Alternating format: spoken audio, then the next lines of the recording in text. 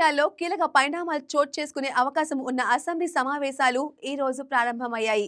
ప్రశ్నోత్తరాల గంటతో సభ మొదలై పలు ముఖ్య అంశాలపై చర్చ జరగనుంది.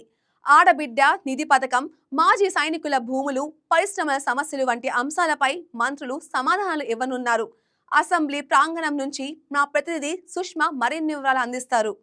ఈరోజు బుధవారం అసెంబ్లీ సమావేశాలు ప్రారంభమయ్యాయి. ప్రశ్నోత్తరాలతో సభ ప్రారంభమై అనేక అంశాలను అయితే చర్చించే అవకాశం కనిపిస్తుంది. ప్రశ్నోత్తరాలలో భాగంగా అయితే ఆడబిడ్డ నిధి పథకం, 50 బెడ్ ఆసుపత్రుల 100 బెడ్గా అప్గ్రేడ్ చేసే అంశం గురించి, అలాగే పరిశ్రమలకు భూమి కేటాయింపు, గుడివాడలో పిహెచ్సి భవనాలు, జగ్గంపేటలో త్రాగునీటి కొరత గురించి, అలాగే మాజీ సైనికుల భూముల గురించి, అలాగే మండపేట స్టేడియంల నిర్మాణం అంశాలకు సంబంధించి కూడా ఈరోజు ఎమ్మెల్యేలు ప్రశ్నలు అడిగే అవకాశం ఉంది. వాటికి మినిస్టర్స్ ఆన్సర్స్ చేస్తారు.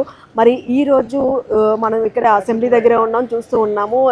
ఎమ్మెల్యేలంతా కూడా లోపలికి వెళ్తూ ఉన్నారు. ఎమ్మెల్యేలు కానీ ఎమ్మెల్సీలు కానీ అసెంబ్లీ లోపలికి వెళ్తున్న విజువల్స్ అయితే మనం చూస్తూ ఉన్నాము. అలాగే నిన్న చూసుకున్నట్లయితే కూడా రాష్ట్రంలోని సంక్షేమ హాస్టళ్లలో త్వరలోనే 1400 పోస్టులను భర్తీ చేయనున్నట్లు మంత్రి సవిత నిన్న అసెంబ్లీ సమావేశాల్లో భాగంగా సభ్యులు అడిగిన ప్రశ్నకు మంత్రి సవిత సమాధానం ఇచ్చారు.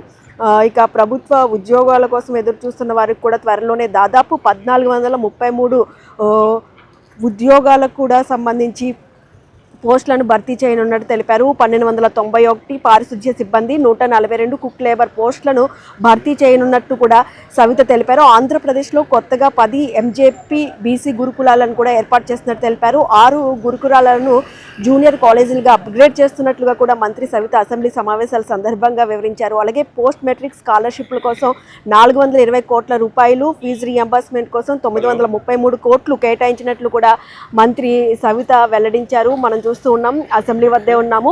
ఇప్పటికే అంతా కూడా లోపలికి వెళ్తూ ఉన్నారు. ఇంకా కొంతమంది ఎమ్మెల్యేలు ఎమ్మెల్సీలకు కూడా లోపలికి వెళ్తూ ఉన్నారు. ఈరోజు ప్రశ్నోత్తరాల సమయంలో కూడా 10 ప్రశ్నలకు సంబంధించి కూడా ఈ అంశాలన్నీ కూడా ఉండే అవకాశం కనిపిస్తూ ఉంది.